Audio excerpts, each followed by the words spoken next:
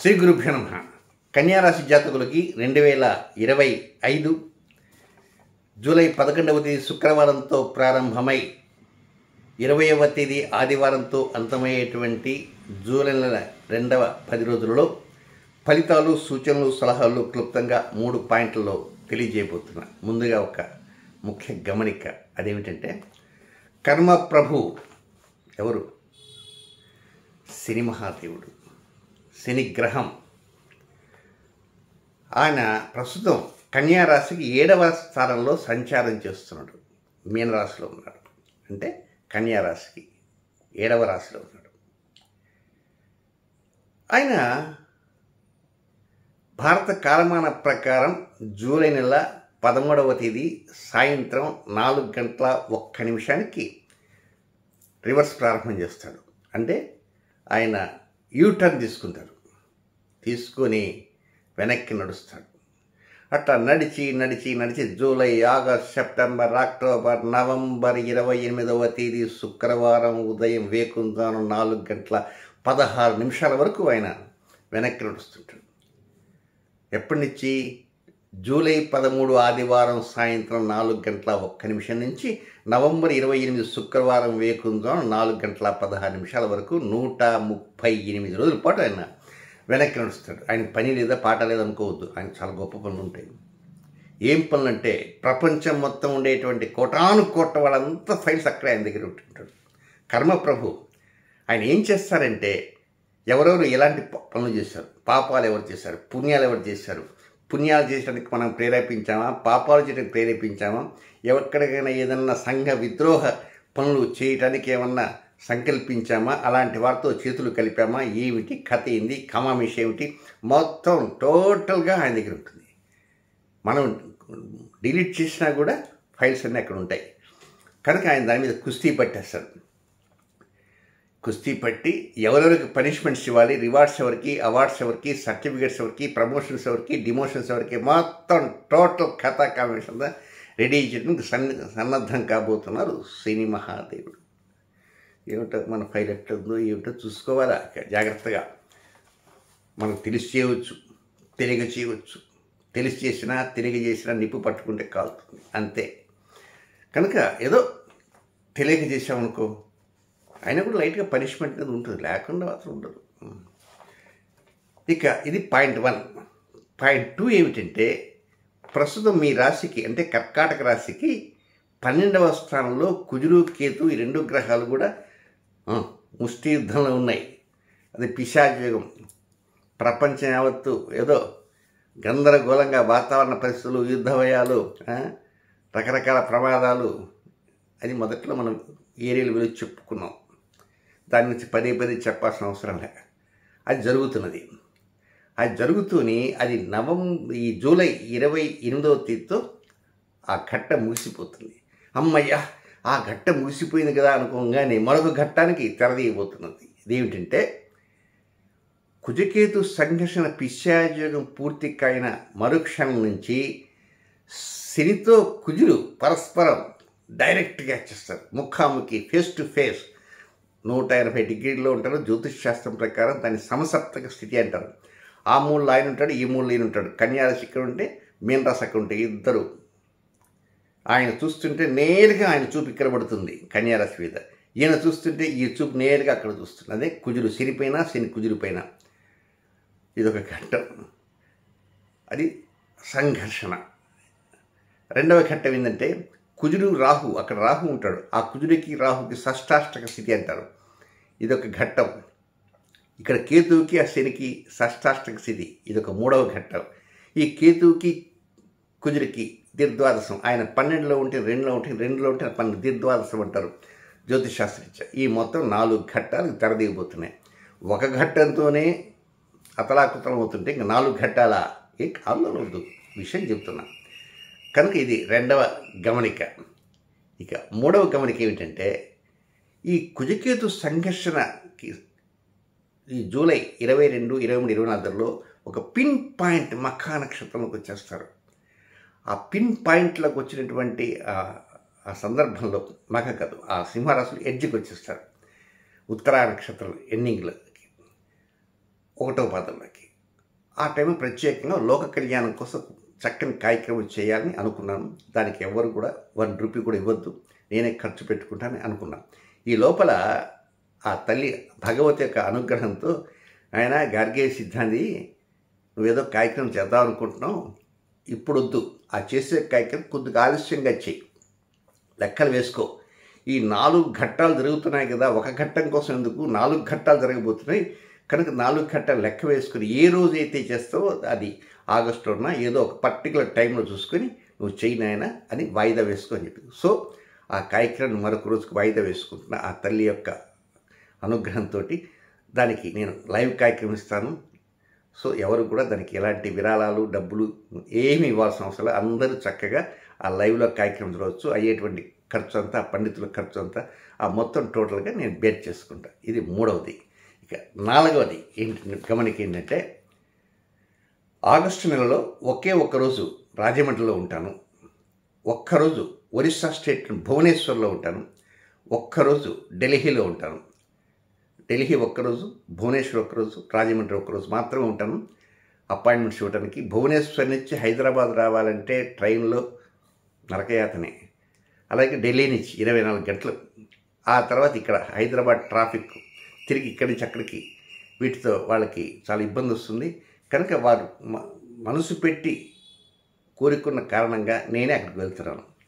కనుక అపాయింట్మెంట్ కావాల్సిన వారు 9348632385 నెంబర్కి కాల్ చేసి అపాయింట్మెంట్ తీసుకోవచ్చు. కేవలం ఒక్కొక్క రోజు మాత్రం ఉంటాను.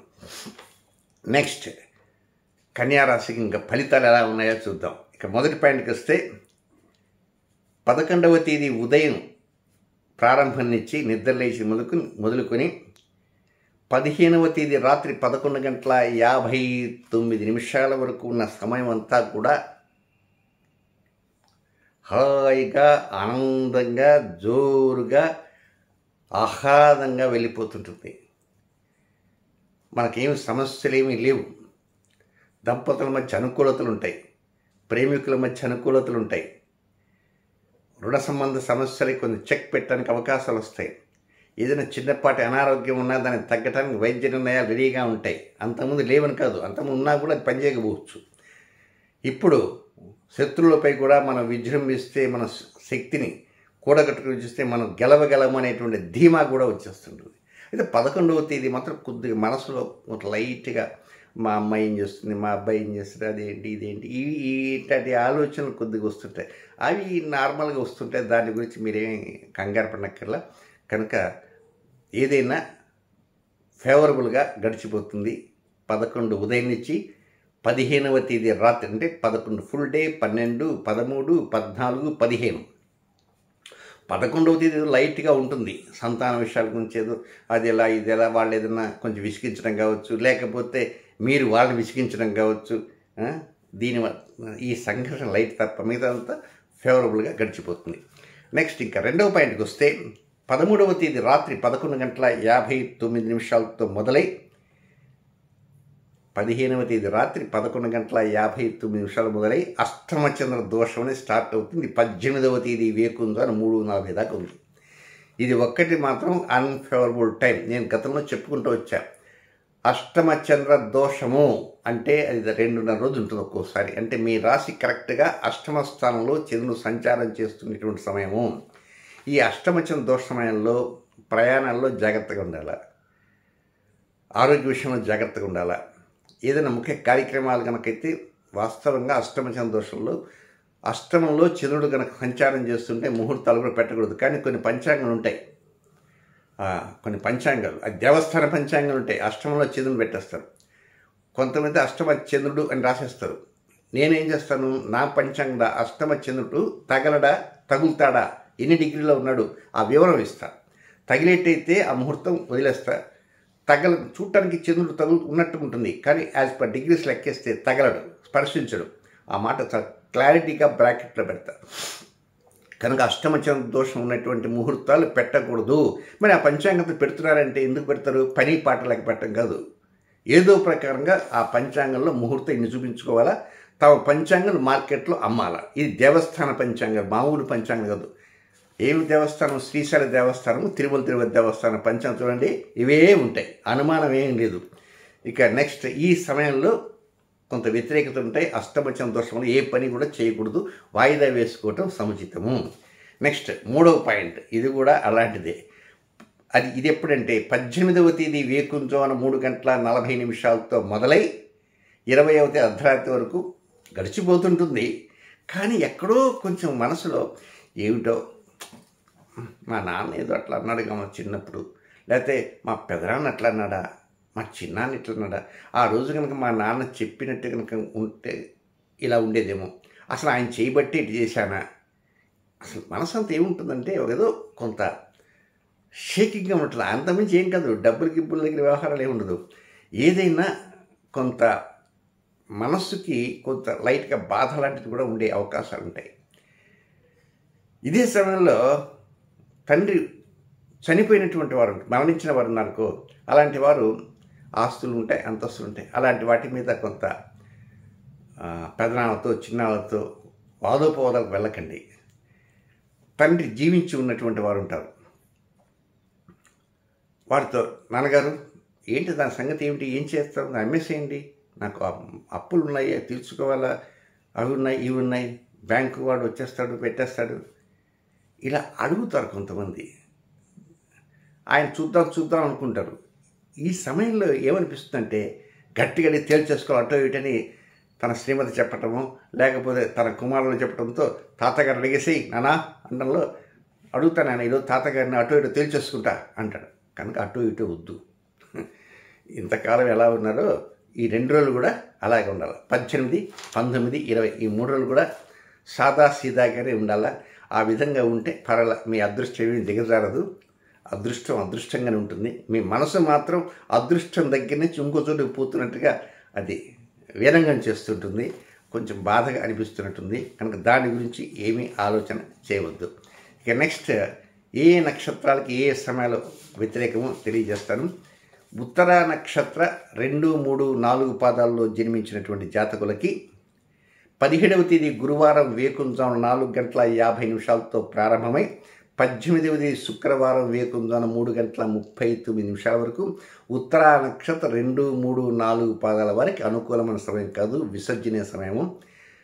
కనుక రొటీన్ కార్యక్రమం చక్కగా చేసుకోవచ్చు. నెక్స్ట్, హస్త నక్షత్రంలో జన్మించిన జాతకులకి 18వ తేదీ శుక్రవారం వేకుంజామున 3:39 నుంచి 18వ తేదీ అర్ధరాత్రి 12 గంటల వరకే.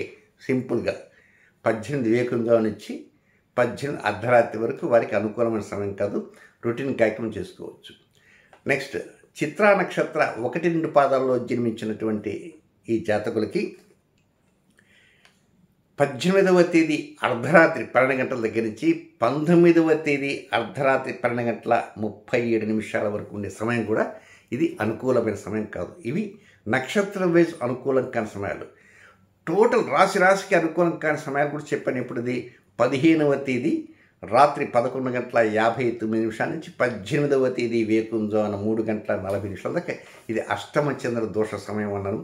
అష్టమచంద్ర దోషం అంటే అది కూడా అన్ఫేవరబుల్ టైం, అది అనుకూలం కాని సమయము, అశుభ సమయము, వ్యతిరేక సమయము, ఏ కార్యక్రమాలు చేయకూడని సమయం అని నిర్ణయించుకోవాలి. ఇక ఫైనల్గా రాజమండ్రిలో ఒక్కరోజు ఉంటాను, ఆ తర్వాత భువనేశ్వర్లో ఒక్కరోజు ఉంటాను, ఢిల్లీలో ఒక్కరోజు. ఈ ఒక్కరోజు వరుసగా ఉండను. ఒకరోజు రాజమండ్రి ఉంటాను, హైదరాబాద్ వచ్చేస్తాను. తర్వాత మరొక 4-5 రోజుల తర్వాత మళ్ళా వెళ్తాను, ఒక్కరోజు ఉంటాను, మళ్ళీ వచ్చేస్తాను. మళ్ళీ ఒకరోజు ఢిల్లీలో ఉంటా, ఒకదానికి గ్యాప్ ఇస్తాను. అంటే వరుసగా 3 రోజులు మాత్రం ఉండను. కనుక అపాయింట్మెంట్ కావాల్సిన వారు సంప్రదించవచ్చు. శుభం.